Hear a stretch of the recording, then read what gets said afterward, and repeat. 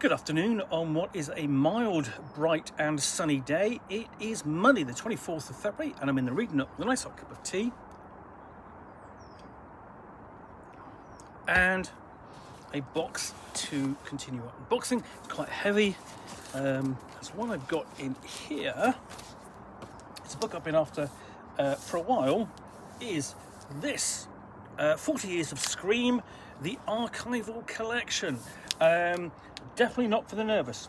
Celebrating 40 years since IPC launched the UK's most iconic and horror anthology, this single volume collects all the strips published in the 15-issue run of Scream. Produced from the depths of King's Reach Tower by the mysterious undead editor Ghastly McNasty, the first issue of Scream was unleashed on 24th of March 1984, and an immediate hit with fans. The comic featured strips plucked from the fevered imaginations of comic book alumni, including Alan Moore, John Wagner, Alan Grant, Simon Furman and Gerry Finley-Day, all beautifully realised by artists including Eric Bradbury, Cam Kennedy, Jose Ortiz, Ron Smith, Steve Dillon and Jesus Redondo. Now this has been brought back by Rebellion, who are best known as the publisher of 2000 AD. But one of its arms is the Treasury of British Comics, and what it's done in recent years has been essentially snapping up archives of classic British comic imprints. So the ones I've been really interested in has been the ones from sort of like the action comic published in the early 70s. But whilst the comics essentially of the 80s and so on, certainly for boys, were primarily dominated by 2000 AD. Instead, 2000 AD is still going, it's still incredibly popular. The publisher launched a horror comic, and there were horror comics for girls as well. Misty and so on, that sort of thing, did horror tales. But this is a chance to really have a look at those tales once again, as produced never before, essentially on, glossy paper, like they weren't back in the day, because they would have been done on sort of like, cheap pulp paper, because that was the nature of the comics back in the day. They weren't glossies. They only became glossies later in sort of like the 90s. So we start off with basic general credits page, and we have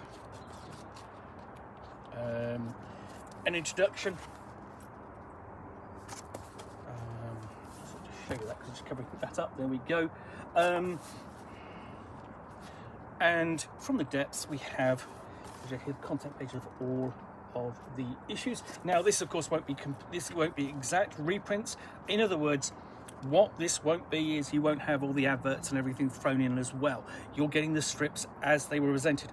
And we start off with, that includes the covers, such as the cover to Scream one, which of course has, skeleton on there and a vampire, with the, the sort of headline saying you're getting a free pair of fangs. And then the first straight off, we're straight into Dracula file. We're straight into vampires. And just that's artwork is really, really great. It's fantastic artwork. Because there was a how can I put it? Growing up, you're just fascinated by horror as much as science fiction, by adventures, by all these different genres. And this is a horror comic, pitched at teenagers. So, essentially we've got a monster. What's the terrifying secret of the locked room?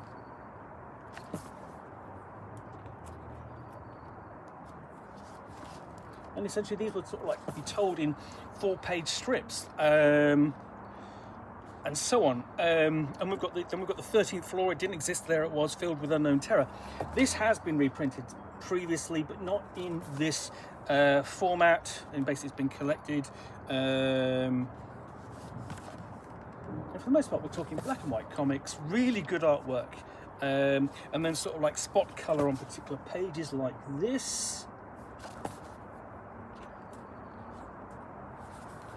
We've got like a ghastly tale here, and basically that's a little bit tongue-in-cheek. And then you've got this silliness of fiends and neighbours. You know, you have the humour alongside the seriousness. So two different kind of tones in here.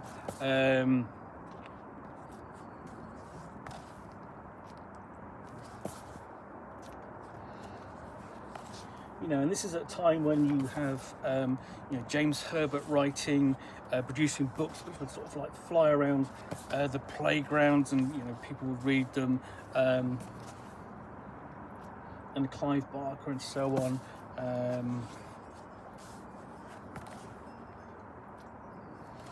Because it was, you know, thrilling to be scared by these stories, and you know, not just these stories but these images.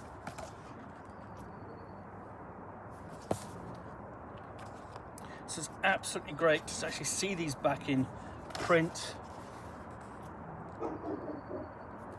And these aren't just, as you can see, the artwork here is fantastic. It's not just throwaway stuff, it's really good artwork. You know, and it just ends there with this.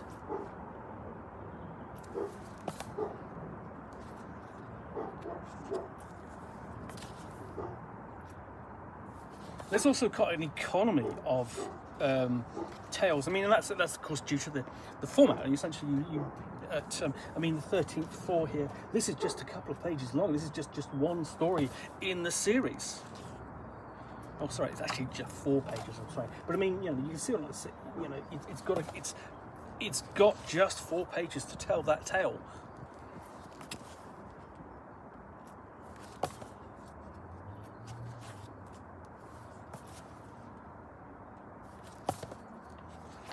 Now, I've got to admit that I never actually read Scream when it came out. I don't remember seeing. I barely remember seeing it on the shelves of my basically local newsagents. You know, I mean, 15 issues. You know, it came and went. Whereas 2000 AD was. An ever-present title. And the other thing is the fact that what I was buying at the moment off the shelves of my local newsagents was White Dwarf and Imagine magazines. You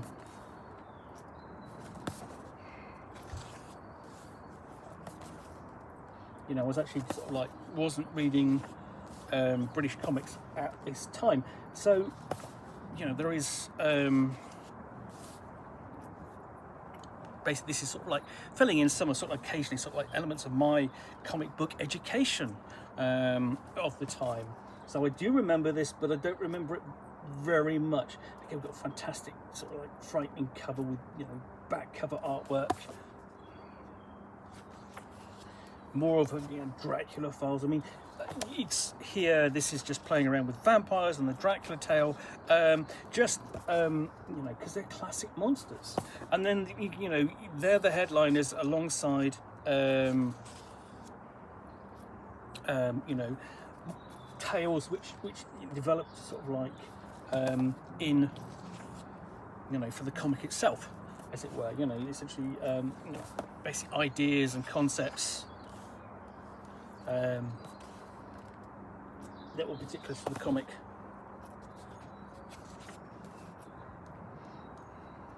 And then we've got the drowning pond. This almost runs counter to the whole there's public awareness campaigns or public service broadcasts, you know, that would come out and warn children about doing certain things.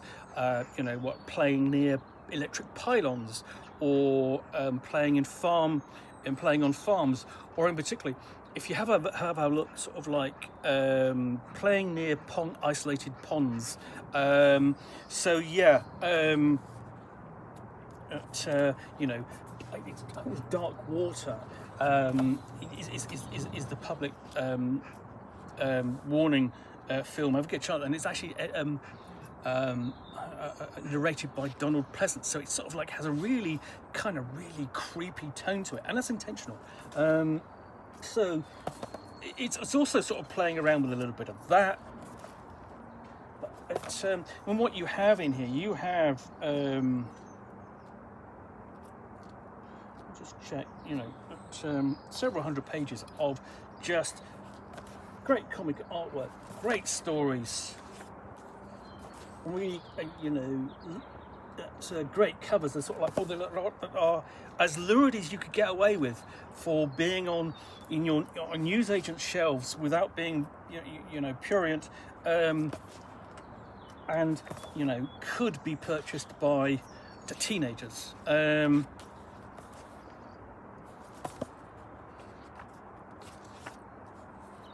more 13th floor, more colour artwork. I mean, really fantastic stuff. I keep saying, you know, so impressed by all of this. I mean, running feature, you know, Terror of the Cats. You know, we all know, you know, tales of cats who are absolute monsters, you know. Not every cat is a monster, of course, but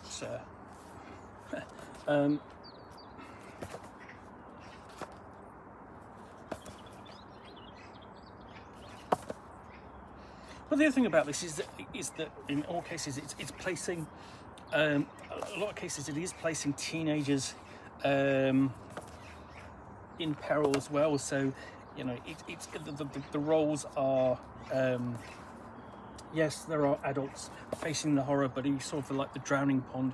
There are teenagers as well, you know, so that the reader is going to identify more with the horror that they're reading.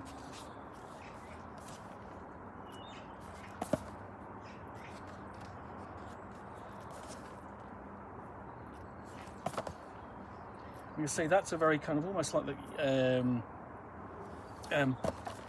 Tom Baker-like figure. That's just me drawing a sort of like strange parallel, since at some one point Tom Baker played the Fourth Doctor, 1974-1981, actually was a grave digger.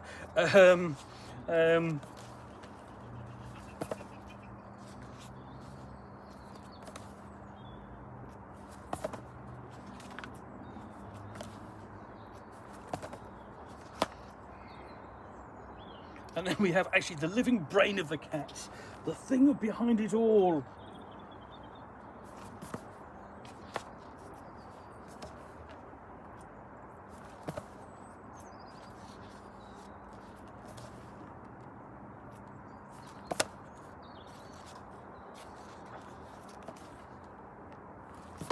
And in some ways, I kind of do miss having sort of like the rest of this in here. So, you know, you get to, you know, the beginning of each issue, and you've got some fantastic colour artwork for the cover, and that's all great.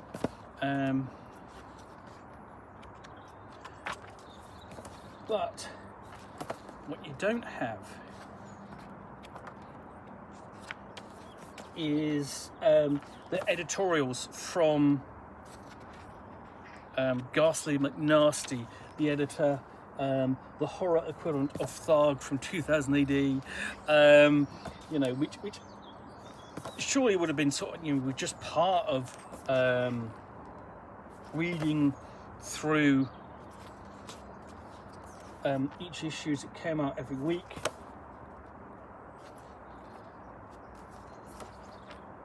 That one added sort of like a little bit of verisimilitude, but still, that is not to detract from this absolutely fantastic book.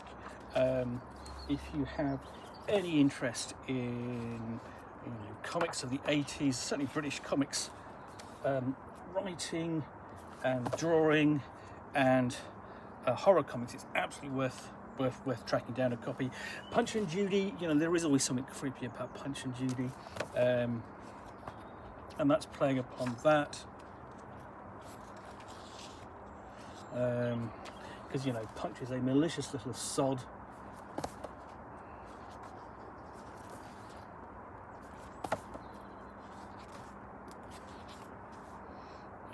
And then says, you know, free with Dracula fangs. You get some more Dracula fangs. And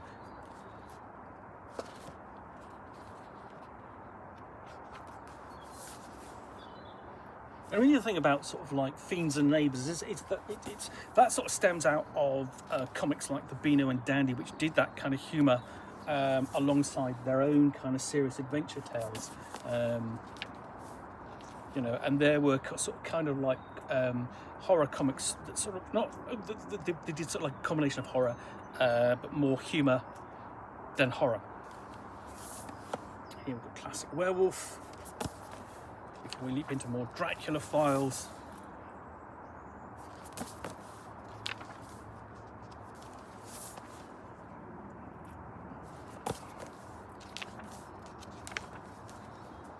And moving on to different types of classic horror, it's sort of like, you know, we've got the Pharaoh's Curse. So this, you know, is you know, you've got sort of classic Dracula files, vampires,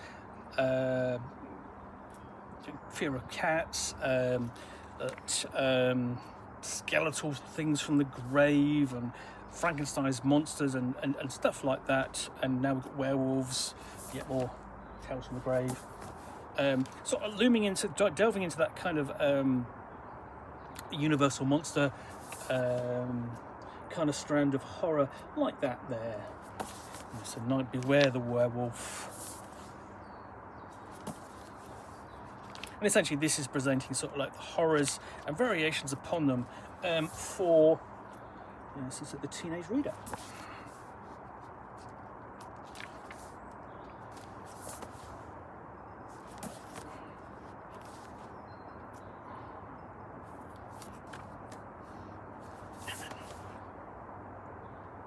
Before we have comic health warning, fear factor 10, definitely not for the nervous.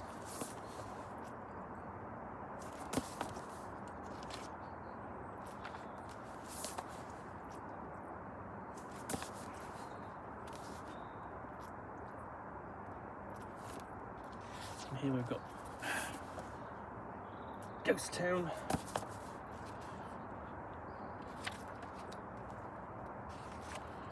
More 13th floor, Tales from the Grave. So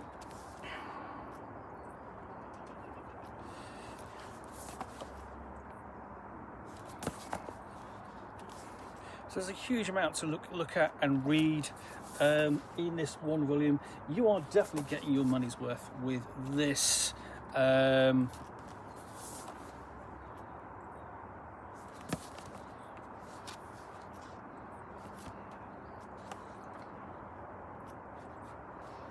And more of the nightcomers.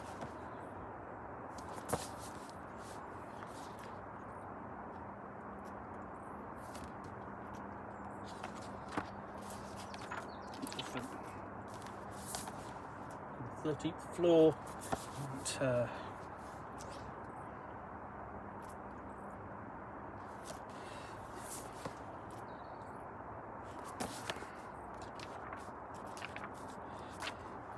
And, Night of the Cobra, so we've got giant snake story.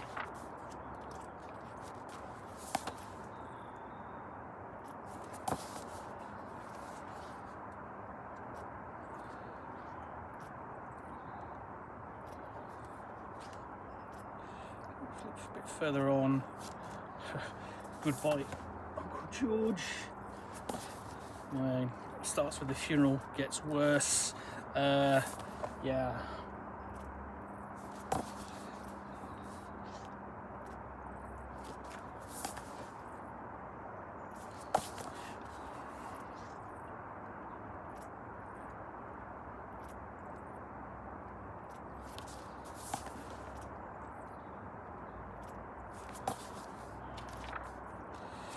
Oh. Ghost dance, association of music and horror. Typically sort of kind of thing where you've got a band which is, you know, playing around with the tropes of horror and gets involved in things it shouldn't do. And behind the door, I suppose that's kind of looking at sort of thing, you know, what's behind the door of that house.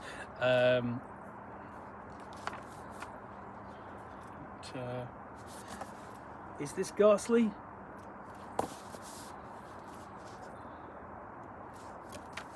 Absolutely fun. Oh, this is a fantastic kind of cover for wraparound cover for Scream.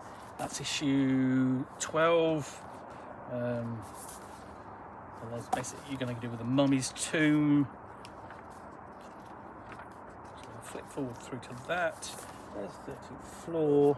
So essentially this is a regular, and then Tales from the Grave.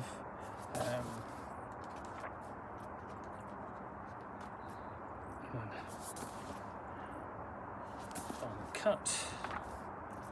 On Terror of the Tomb, this is the story from the cover story. So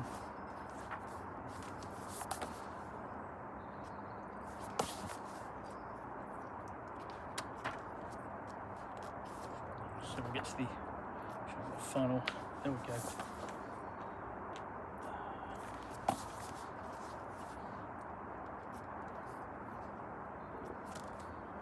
Oh. Then we've got giant crabs on the beach, which is very Guy N. Smith, because that's the other sort of thing is something, you know, you are sort of like so basically drawing upon horror that adults would be reading, but presenting it here for children.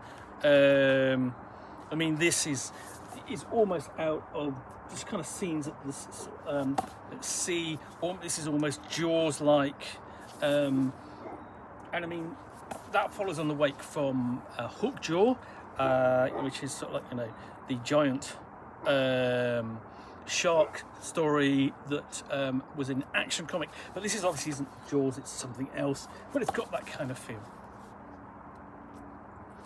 And here we go with it again, sort of like 13th floor. It's continuing that shark theme, but it quickly goes into the crabs.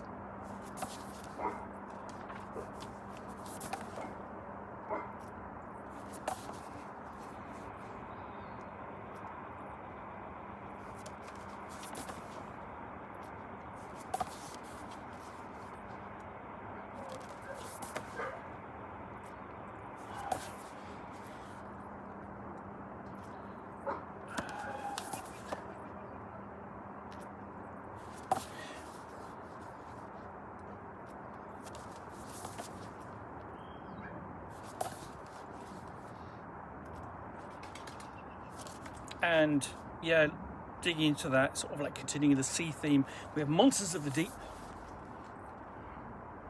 including sort of like a creature from the Black Lagoon, like creature, sort of. As I say, plundering sort of like the classic kind of monsters that we see on screen and in books, sort of like the Universal monsters, and then the more then contemporary horror writers.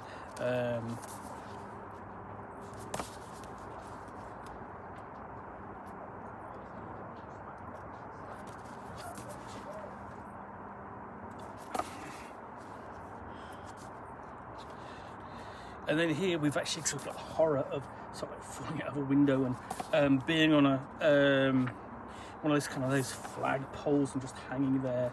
And even this is essentially this is shot to drawn taking place in New York City, because that's the top of the Chrysler building, and that's very sort of like, you know, twisting that horror thing of you know, of the Harold Lloyd film where he's sort of stuck outside and falling off, almost sort of like falling off the building, you know, which we would have seen on television at the time, because the Harold Lloyd shorts were sort of like run on BBC Two during this period, just sort of like during this period and so on. So it would have been familiar to watchers. And we've got a revenge of nature here, dumb animals. You know, the hunters taking revenge being taken upon the hunters.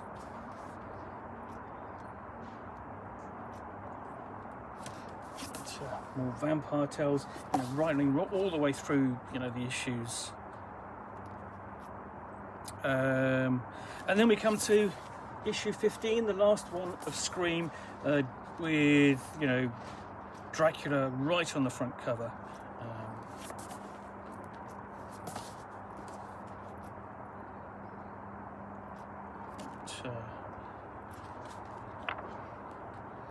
So yeah, and that sort of like comes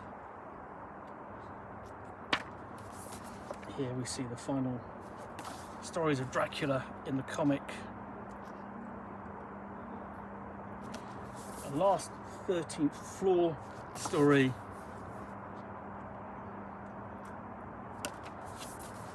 It's House in the Grave. And here we've got another one, sort of like, you know, horror of the fog, what's out there, you're getting lost, you can't see.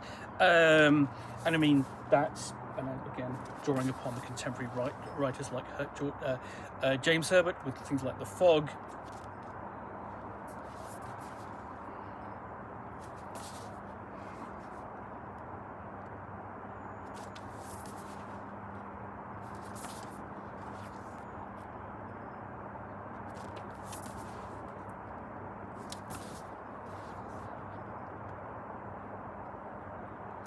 And then we've got an advert here. Don't buy Scream, it's too terrifying for mere mortals like you. Scream on sale. Don't buy it. I mean, that's the, you know, sort of red rag to a bull, as they say. You're definitely going to want to buy it. And here we've got a sort of nice kind of showcase of some of the artwork.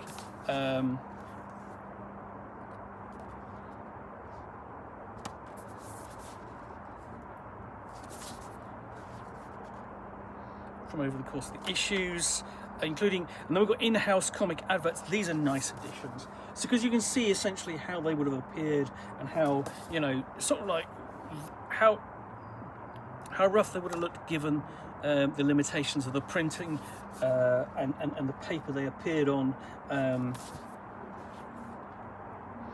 You know, so essentially we've got a crossover there with Eagle and Scream.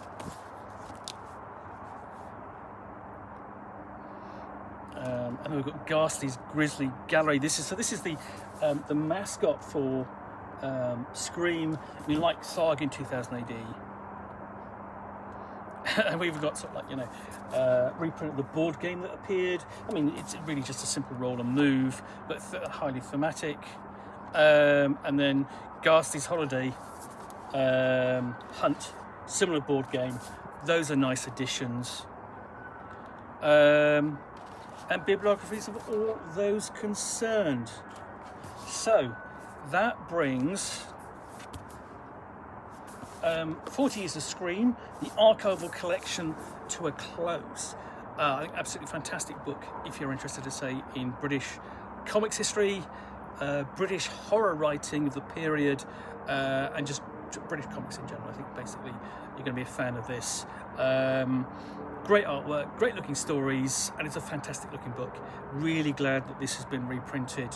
Otherwise it's sort of thing that is going to get lost. Anyway, I do hope you enjoyed this unboxing in the Nook. If you did, then please do click on the like button down below. And of course, if you've got any comments or feedback, I do appreciate you taking the time to post those. And lastly, if you want to be alerted to get more unboxings in the Nook, where you'll see me out here with a box containing a book or game or role-playing segment, in this case a complete collection of a comic book run from the early 80s, which I will unbox and chat about to the best extent of my knowledge for roughly 10 minutes or so, all of course accompanied by a nice hot cup of tea. Then please do click on the subscribe button down below. Thanks again for watching another unboxing in the Nook. Be back again soon with another one. Bye for now.